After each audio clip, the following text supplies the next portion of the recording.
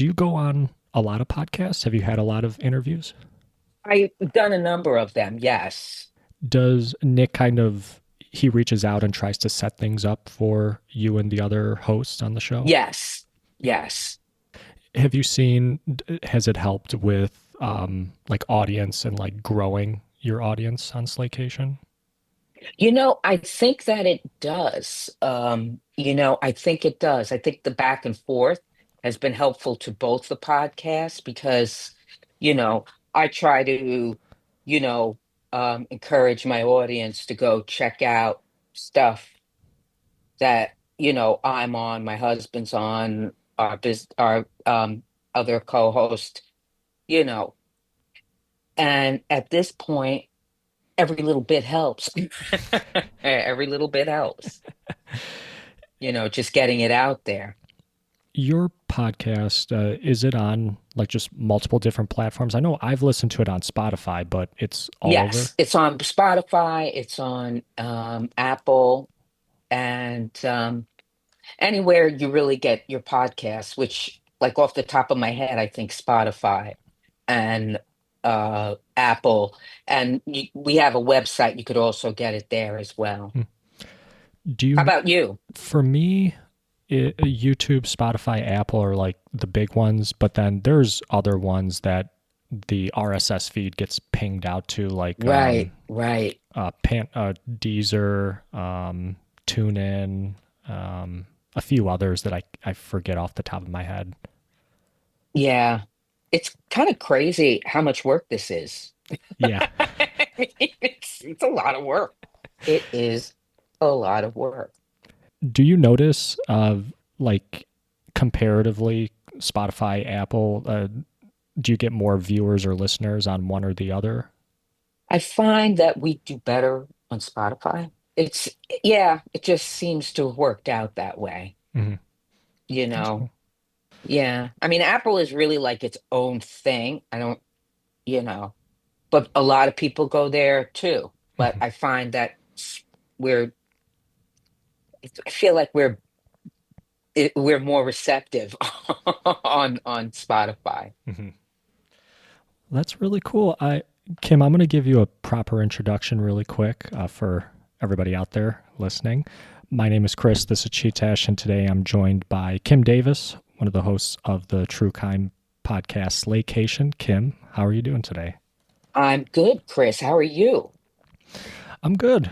No, I'm good. The morning's been going very well. I know we were talking earlier on, and I mentioned I trained today, so I'm a little Yes, sore, tired. Yeah. yes, yes. But it's such good exercise. I've had, I've known people that have done that and are in excellent shape. It definitely kicks your butt a little bit. Yeah, Yeah. Yeah. but in a good way. Yeah. Yeah.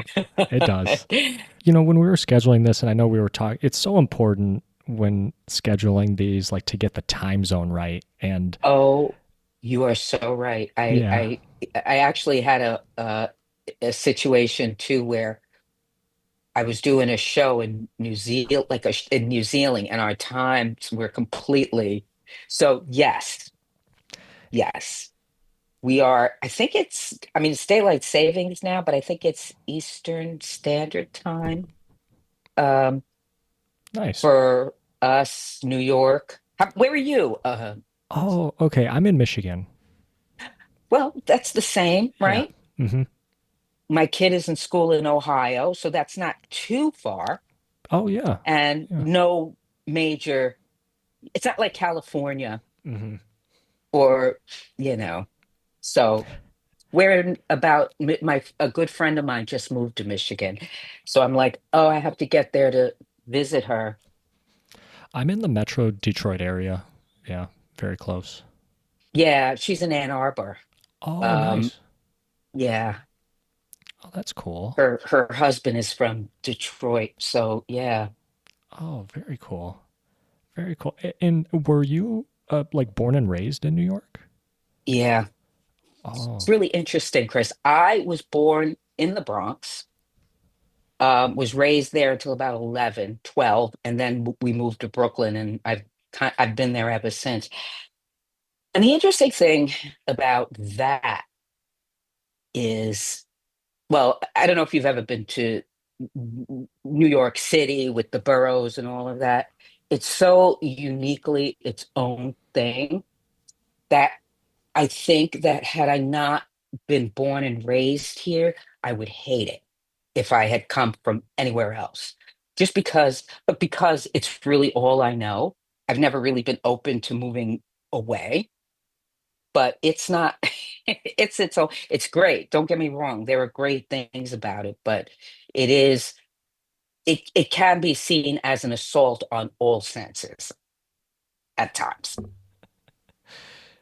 For somebody like, definitely know what you're talking about. For somebody like myself, when I visited, it definitely was a shock to the system. Absolutely. Do you, yeah. It's kind of sensory overload at Mhm. all times, every day. It's like you almost have to prepare yourself mentally that that's what it's going to be. Do you feel almost like if you travel somewhere, do you get an opposite feeling? Like if you go to somewhere that is not super populated, like Montana or, Idaho, do you get like a opposite feeling like, oh my gosh, feels really off? It's interesting because I don't know that I could live in that, but when I go there, like when I go somewhere and it's super quiet and super serene, I kind of love it. Like I really enjoy that sort of just peace. It's one of those things too. Like yesterday, I'd gone out to meet a friend and the weather was pretty shitty here. And so, because it was really shitty and rainy, and I think people are just away because I think we're in Passover now. And I think it's Palm Sunday, Easter's on the horizon. So it was raining and it was I freaking loved it. I loved walking in the rain with the streets in New York City being pretty empty. I was like, oh my God, this is great. So I say all that to say I really like it. I don't know if I could endure like, being in, rural somewhere, USA. I don't know if that could be my day to day. Hmm. But I totally understand somebody from rural USA coming to New York City and being like, get me out of here. Like, I totally get that. Like, you spend 2 minutes in Times Square, it's like past the Xanax.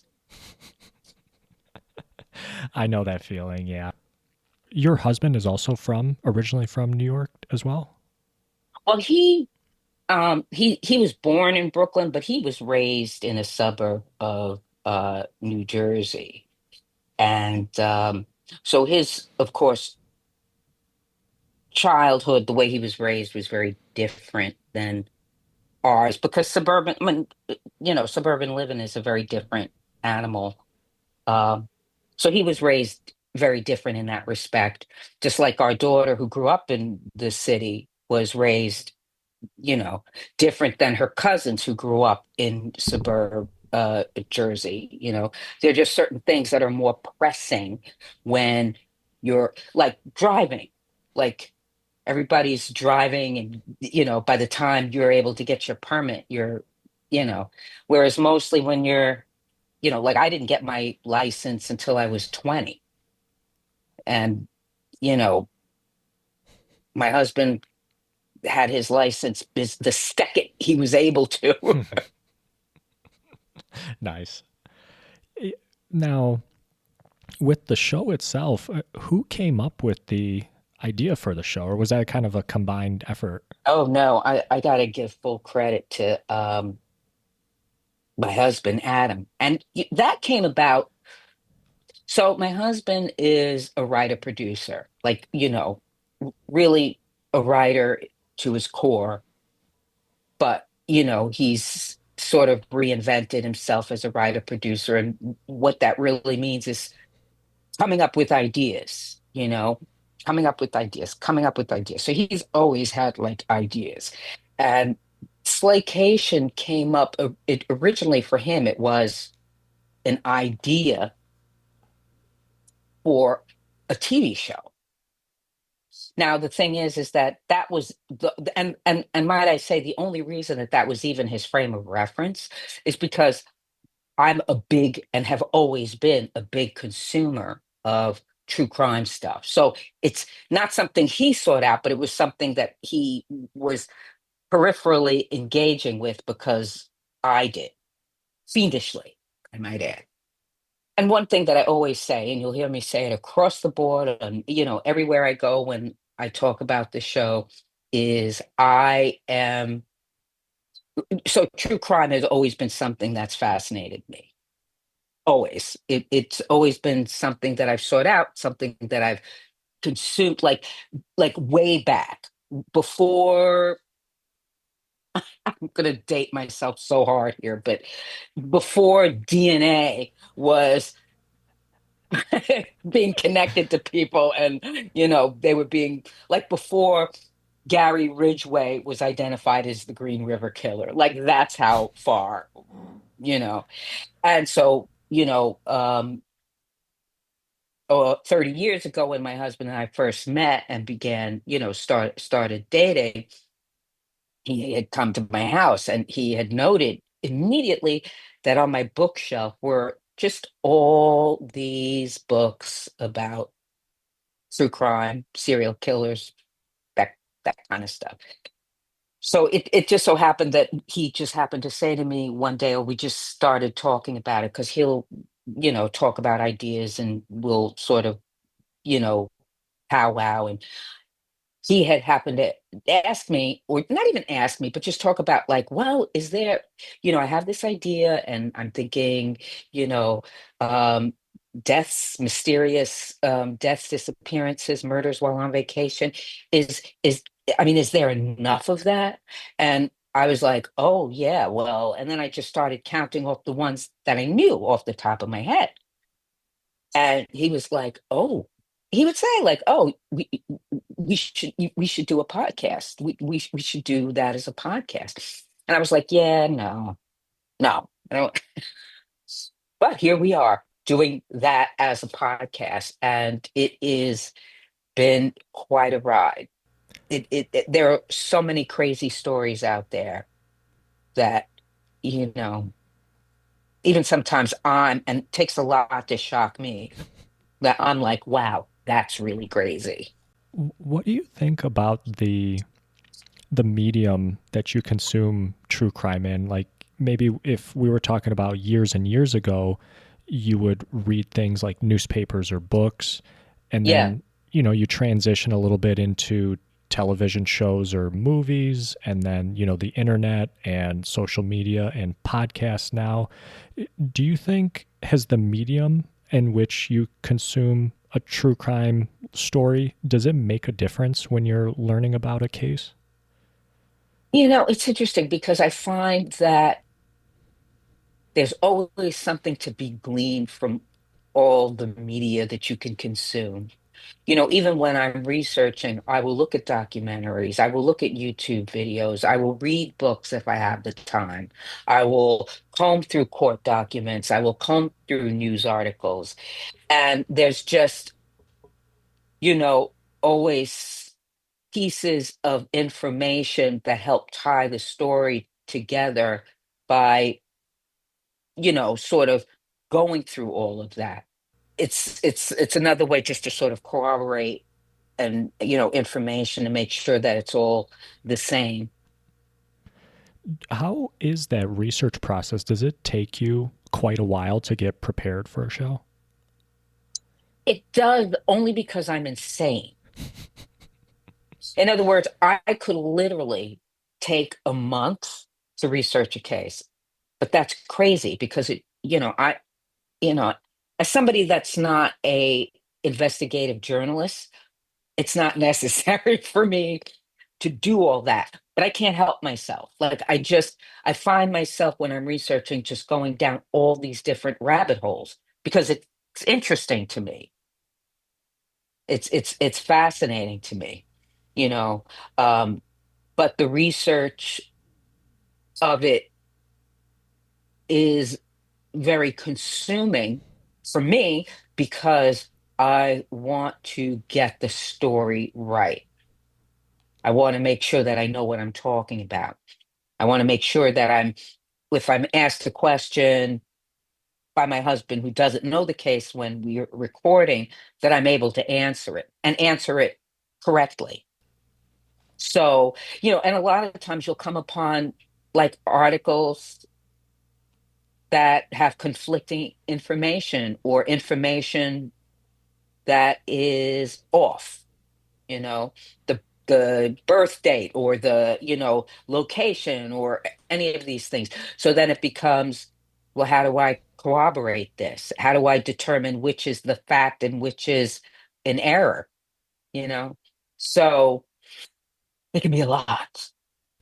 Was there ever an instance where you were preparing for a show, maybe you were already familiar with the case, and then after researching it more, you had like a eureka moment or like a difference of opinion on a case where you thought it was one way, but then after researching it, oh my gosh, like I'm surprised it was nothing like I ever thought it was.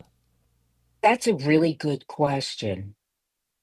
And I think that it's almost to some degree, although maybe m- less or more, depending on the case, there's always some element of that. Because when you begin like that sort of real deep dive, there are just things that come up that you're like, oh wow. Because the reality of it is a lot of this stuff, your average person is not deeply researching, you know, um, like certainly in the way that I am, as I prepare to tell the story. So there's always, these sort of like, oh my God, I didn't realize that. Or, oh, this seems interesting. Didn't know that. So there's always like little bits and pieces that come up with that as you journey through, you know, each case and try to peel back the layers of what happened. And even just like little asides that you know, learn about the person the story that you're telling. Was there anything that you drew inspiration from before you had started the podcast? Any shows that you really love that kind of influenced the way you operate Slaycation? Like I really enjoyed Forensic Files. I think like that for me was probably like one of those shows that like I could literally just watch on a loop and just and I think a lot of the inspiration for me during that time and even just sort of, how I evolved with the genre of true crime is with just sort of the development of DNA and how things have just evolved, just like fingerprints and blood typing and how you can literally just, find somebody, like the Golden Gate serial killer, like from genealogy, from finding, somebody that uploaded that, like, so that stuff always fascinated me and it always so I always kind of had this sort of cursory curiosity. Now Slaycation is kind of less of that, but there are cases where you know that go unsolved but then is solved and they can find like the Brittany Drexel case which went unsolved for years. And it's always interesting to me how, and particularly cases that have gone unsolved, how you something that was not useful at the time is now pertinent, you Mm. know, Hmm. like blood evidence. is pertinent in a way now that it wasn't 30 years ago, 40 years ago. Mm, yeah. So you're able to take information that could not, you know, identify somebody beyond a reasonable doubt, but now you can. With the cases that you and the team cover on the show, are they of a specific theme, or will is kind of anything up for grabs? Like you would cover like any sort of case. Well, the thing we cover the umbrella, the criteria for our case is, and the only thing it really has to match is that the crime, the murder, the disappearance, the mystery should have happened while a person was away on vacation, away for a getaway, away for business. Like the idea is that they're not at home. They're not, you know. So that's really the only I guess you could say niche about our crime show. You also have a another host on the show. Is it Jerry? Right? Yes, yes. Yeah. How do you guys all know each other? So my husband and Jerry are actually they're longtime friends. They were college friends and they now have a business together, Atomic Entertainment. And they, have worked together for many, many years. So that's how, so of course, Jerry was at our wedding, for example.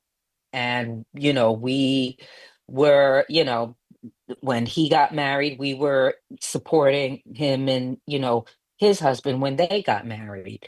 So, we go way back. Like we're all really good friends. He's always been like a dear friend to us. That's cool. Wow. Yeah, yeah. He's there when, our daughter was born. So it's like, yeah, it's actually really been a lot of fun working together with him. That company that you mentioned, is that like a sort of production company? Yes. Yeah. Oh, very cool.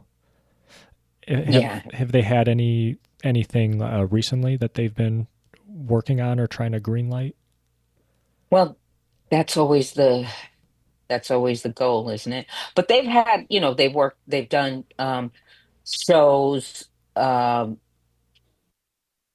they did Brain Games, which was a show on Nat Geo, which is probably one of the better known ones. They had a show on Netflix called Brainchild, um, and a host of other stuff.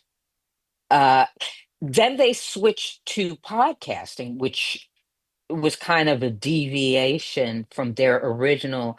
And this occurred during COVID because then you're not really we weren't in they weren't in a position where they could go out and shoot stuff because everybody was, self-isolating, you know, and they began a podcast for kids, families and kids called Who Smarted, which of course, that was my husband who smarted. And so they started with that and they had another podcast. Well, now they have another podcast called I think it's forgetting the name of it, but they have like math math podcast they have. Uh and they had another one which was called which centered on sucky jobs. So yeah, so it's always in the business. So they're in the business of creating content. Mhm. Was it very challenging? If I can't remember how long ago this was. I think this was just last year. The writer strike in Hollywood. Did that kind of Yeah. affect like your husband and Jerry's business and everything? Well, it's interesting that you mentioned that because it did impact it. It didn't impact it like it impacted others, you know. Um, the writer's strike that happened years ago, I think it was like 2007, 2008, that had a bigger impact on my husband and our family than the most recent one did. Okay. Yeah. Well, that's good. Yeah. Yeah. Yeah. I mean, don't Yeah. get me wrong, it didn't not still suck. Hmm. But, you know, Hmm. a lot of, what, because it's a small company and a lot of the stuff is in-house, it was kind of easier to navigate around that. Hmm. Yeah. Totally. Yeah. With every episode, speaking of your husband, so is it really true that every episode going into it, he doesn't know the details of what you're going to say or talk Nope. about? Wow. Nope. Which is challenging because so many times when I'm researching the case, I have to remind myself that he doesn't know what's going on. So I can't tell him of the freak show that I've just uncovered until we're in the recording studio, Is that like hard? the crazy things that you come upon. And believe me, there are a lot. Hmm. Is that tough? Like not, having to kind of just zip your lips, keep your mouth shut, and yeah. I can't, I'm surprised that I have not completely unloaded. And because so many times you have no idea, Chris, I always have to catch myself. And especially when you live with somebody and you're in close quarters and you share a lot of just your day to day and things that come up and the sides. I constantly like have to remember, did we do this case already? Can I and I'm constantly catching myself like, oh, we didn't record that case. I gotta zip it. So he goes in not knowing a thing. Wow. So he hears it for the very first time when we're in the studio recording. Do you find has that been is that very positive from listeners? They kind of like seeing the reaction of your husband learning about it just Yes. like they are. Yes. Yeah. Yeah. Because he's kind of like their proxy in a sense, and he'll ask the questions. And it's also helpful too, because if something isn't clear, he can kind of check me in that part of the storytelling by asking questions for clarification. So it does work out. It's a good setup. With the show, you also do episodes where they're just you, like more Kim Hmm. episodes. Yeah. What's the story Yeah. with that? How did that start? Well, it's just hilarious.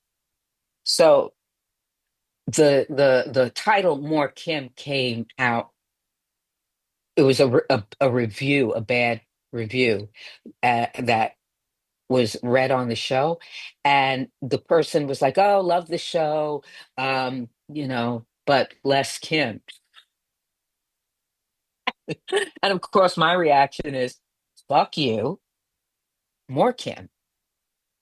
So, so then I forget who it was, but somebody had the idea, like, "Oh my God, you should do a segment and call it More Kim." You know, do like and the More Kim segment is that sort of. I mean, we don't do Patreon, but it's more that like if you do a subscription, you'll be able to access that. And really, it's interesting because, I'm always trying to think of what to do for paid content. And I feel like because I notice a lot of people do all sorts of different things for paid content. I know one place does like, what's it? Like, you know, the like updates on culture and stuff like that. And quite frankly, I think a lot of our like culture is kind of silly. Like, I'm not going to talk about the fucking Kardashians. Are you fucking kidding me? And it could be because I'm old. And let's not, you know. Like, it's not, you know, but even having said that, I don't think that there's anything lamer than old person talking about the Kardashians, but that's another thing too. Not to mention, I don't care about that. So I like for my content to really be sort of helpful and, just s- sort of takeaways, like further, like just like further discussions on what we can take away from these cases. What can we take away? What can we learn? How can we apply them to keep each other safe? How can we apply them to keep ourselves safe? So I do a lot of that. I do it's like listening to your mom. And I don't know how appealing that is for a lot of people. That's probably why we're not like super like but I do feel like it is important to kind of just cover, those things. Because also I feel like it's a way to offer reverence to the people that we talk about in our stories who've lost their lives in often these most heinous ways. This is a way to say, you know what, their deaths are not in vain. They're horrible, but I'm sure that going forward, they would want, like, their story shared as a cautionary tale. Like, look, look out for this, look out for that, you know, listen to your gut. If you're dating an asshole and he's an asshole or she's an asshole, maybe maybe break up, maybe take your trip separately and zoom. So Yeah. yeah, that's really what the more Kim and how that came to be. And have your listeners has it been received pretty positively, those episodes? The two people that listen seem to like it and appreciate it. Mhm. And that's ultimately, you know, what's important. And also, if I say something and they've learned something from it, they do appreciate that. Do the Mort Kim episodes kind of coincide or link up with your career like outside of podcasting? Not necessarily. I mean, my career outside of podcasting, really, I don't know that I would really, I mean, when I think career, I think of like people generating these huge incomes and like, CEOs and, um, what I will say though is that from what I've learned, like my background is primarily been sort of, I guess you could say, in the realm of social work. So, yeah, yes, yes, because, social work is often dealing, or interacting with people that, are struggling personally or, you know, affected by having grown up in toxic situations or currently navigating a toxic situation. So yes, so that's always something that I have in the forefront when I'm, you know,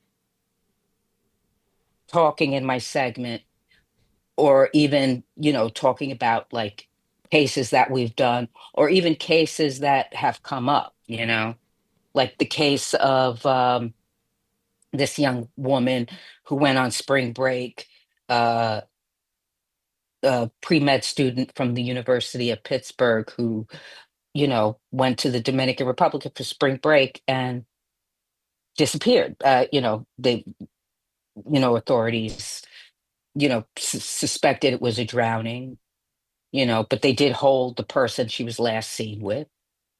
Um, and of course that in sort of the realm of social work just kind of became this for me because I just talked about it in the segment was kind of like okay, guys, spring break, you know, let's not let's be mindful of, who we're with. And not that he had anything to do with it, because I don't believe he did, but just the fact of the matter that, you know, when we're out and we're, having fun and our guards are down and we're consuming much more alcohol than we would if we, you know, like, just to consider the things that make you more vulnerable and just kind of move in that space. Like, I'm going to be more vulnerable because I know I'm drinking. So maybe I will only have X, or maybe I will say to my friends, or maybe your friends don't let you go off with, yeah. So it's just stuff like that.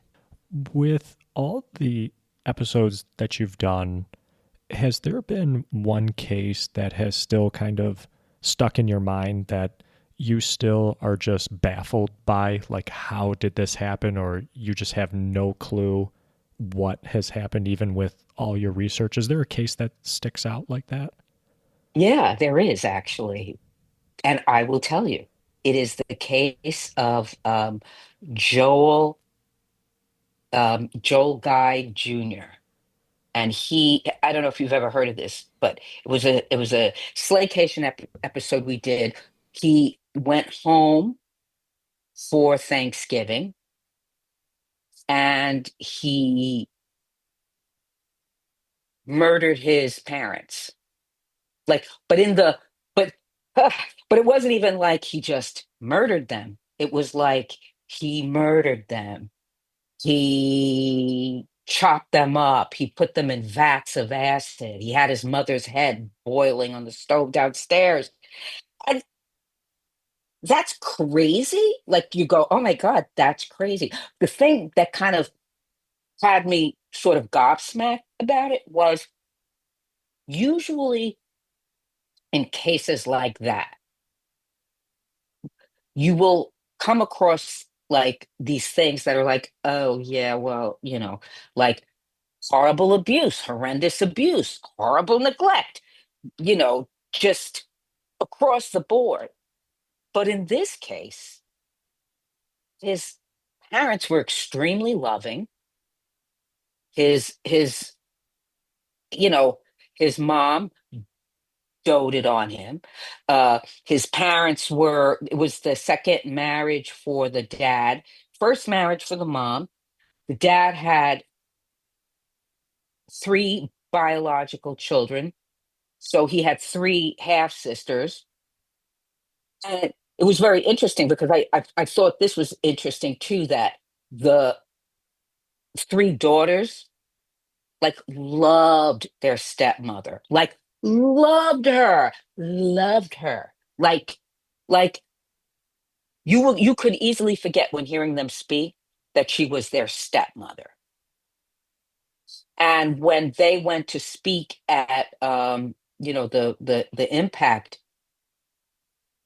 they not only talked about their love for their stepmother, but the sadness that, like, her only biological child did this to her, and that she seriously, like, did nothing to deserve this. So that was very interesting to me because, um so clearly, it was he just it was more important for him to access their money, because that's really what that was.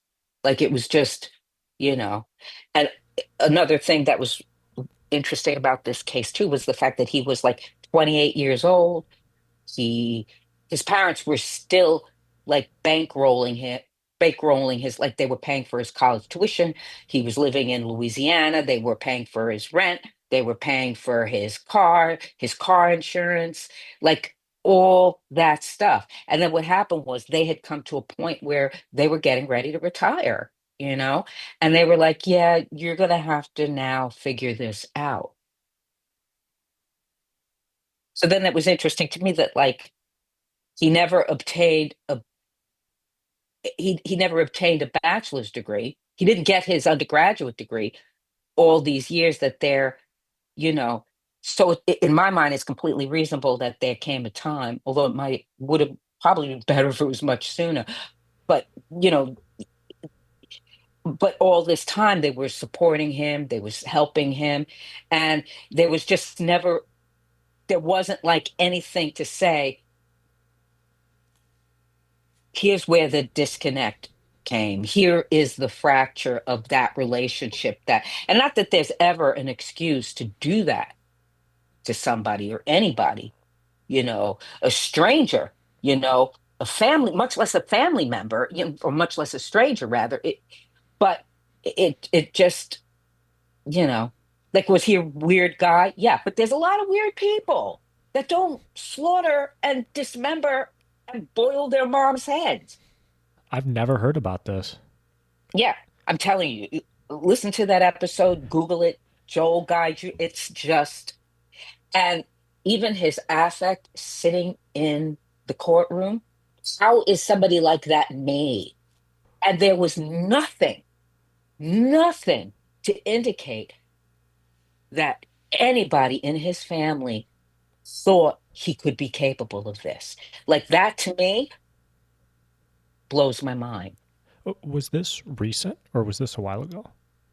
I think it was recent enough. Like, it was in within the last 5 years. Oh, wow.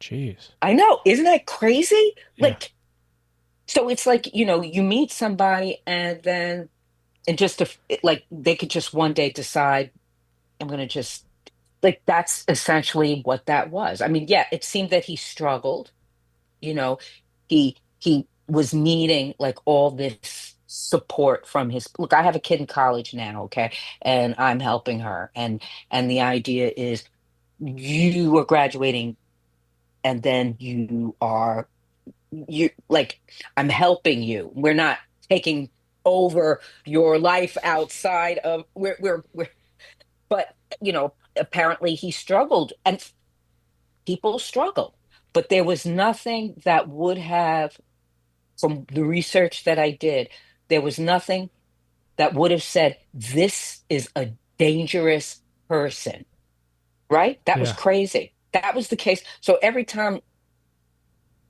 like, I think about the craziest case, that's the first one that comes to my mind. Yeah, I've never heard about it, but I'm going to listen to it now. Yes, no, yeah, because it's just so, again, because like even in other cases, there's always like a little link or a little something or a little where somebody somewhere is like, yeah, that was a little off. There was none of that here. Well, I want to share with you there was one case that I've actually heard about for a while now, and I saw you did an episode on it recently, the Elisa Lamb case in Yes, California. yes, Yeah, yes. I was wondering, and I've listened to a few different things about it. I really enjoyed your episode on it. Can, Oh, thank you. I really appreciate that. yeah, super detailed, very very well written, thought out. Can I was wondering, can you explain a little bit about what happened with Elisa Lamb?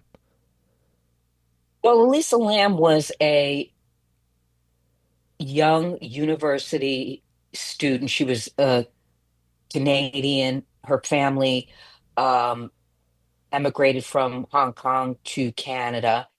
And she actually had some struggles with mental illness. She had a diagnosis of bipolar disorder and depression. And something that she had wanted to do was go to the US and just travel the, coast of California. She was able to convince her parents to allow her to take that trip, and she did. And I mean, I don't know if you saw the video of her on the elevator. Again, it was a strange. It looked like she was seeing somebody. It looked like she was hiding from somebody. Uh, and then she just vanished. And they would they would find her in a very bizarre place, where I don't think it would have crossed anybody's mind that she would have ended up in one of the water tanks. And I think how she got there is a mystery in the sense. And there were a lot of theories surrounding this case. And I mean, and again, like she was when she initially checked into that hotel, in that hostel style hotel, she was sharing a room with other young people, I believe, but she was behaving so strangely that they moved her to her own room. And yeah, that's such a sad story because it just, in a weird way, felt that it didn't have to happen that way. Her it's interesting because I actually talked a little bit about this on one of my more Kim segments, which was the fact that her behaving strangely and sort of having this weird interaction with her roommates and then with the staff of the hotel, and how they moved her out of the room. And I was thinking about how if something physical was going on, you would get her medical attention, and how sad it really was that there was nobody that could, you know, help her with her symptoms, if indeed that's what they were. I mean, I'm inclined to think that they were, although there are a host of theories of, even going to supernatural. Um, there's even a book that was written about the case that kind of goes into great depth about all the different theories. Um, I don't know why I'm spacing on the name. Let me see if I can find it. Oh But yeah. it talks about like all these.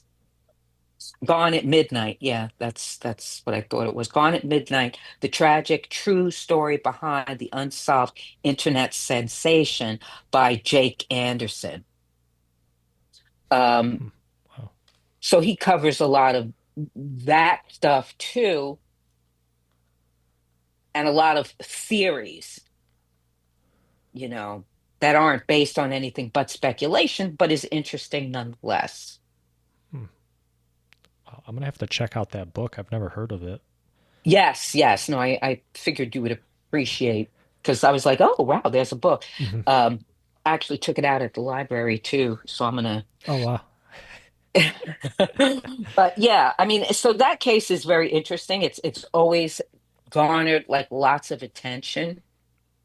The thing about the case that really sticks in my mind is what you mentioned, the elevator footage that they released. Hmm. And it's just, I just can't explain it. I don't know why she was behaving in that fashion. Right, Yeah. right, right. It was very strange Hmm. because it looked like she was seeing something or hiding from something.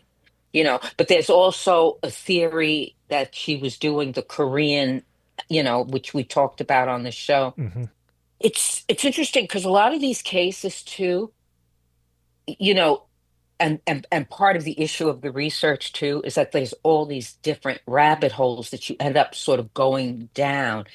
There's just so much noise that it's really hard to kind of go, well, what really happened here?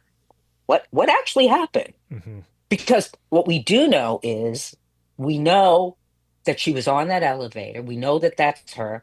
We know that she ended up in the water tank. We know these are all the facts that we know.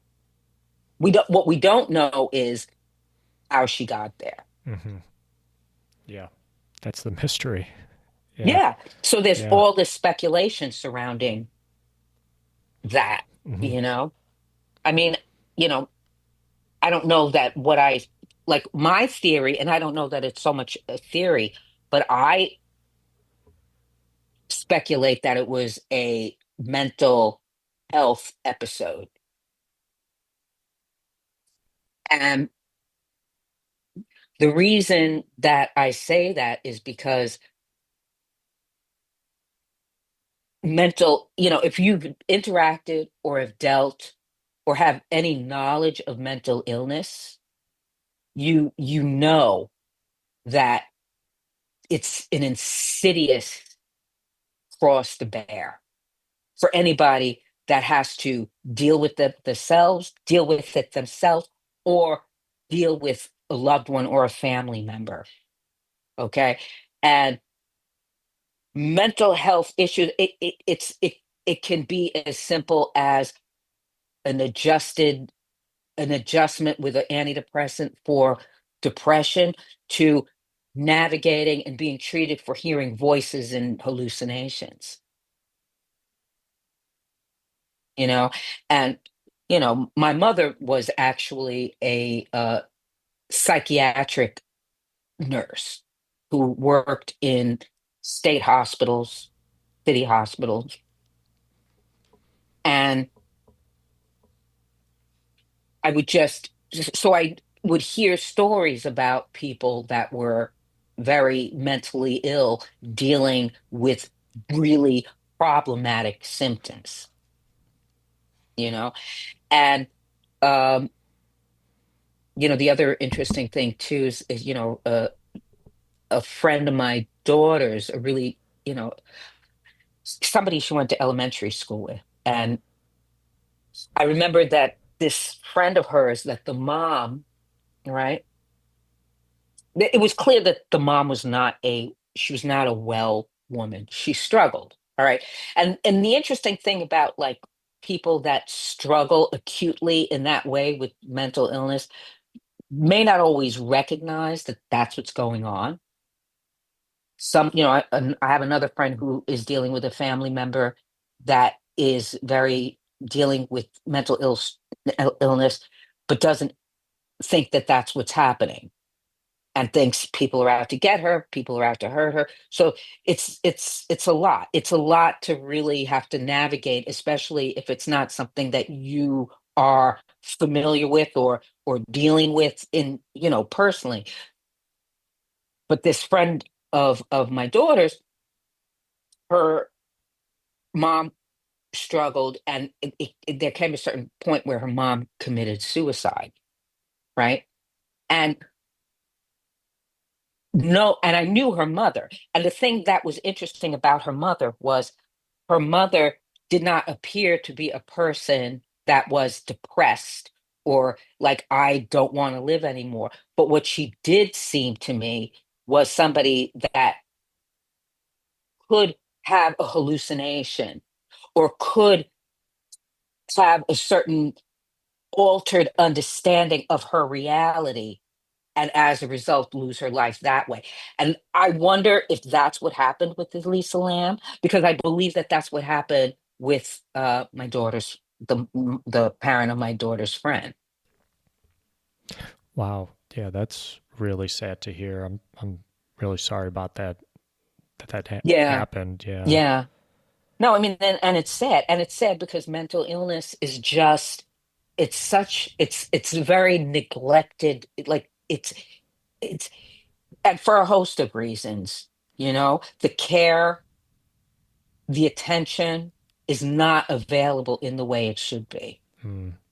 You know, the, you know, and people aren't necessarily even comfortable coming forward with, even acknowledging that they could even be struggling. Are there any special cases that you can give like a little preview on, or anything exciting coming up that you're going to be covering? Well, I'm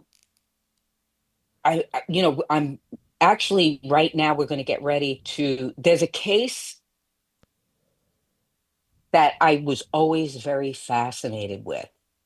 Um, do you remember the Otto Warmbier case? No. Yes.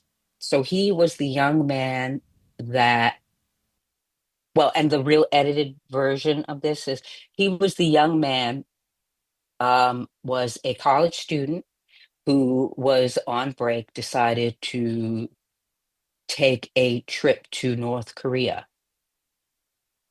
And as a and ended up being detained there, was arrested, and was held there for a year. And by the time he was allowed to leave and return to his family, was it was clear he had suffered um, catastrophic brain injury. He was a vegetable when he returned and ultimately passed away. So that's the next case that we'll be covering, just sort of the journey of this brilliant young man who had everything, everything going for him. Salutatorian of his high school class, athlete, well liked by his peers, athletic, funny, engaging, uh, made the fateful decision to visit North Korea, and the that mere act changed the trajectory of God knows not only just his life but his entire family. That Wow. case blows my mind. Wow. I can't wait to listen to that one. Wow. Yeah.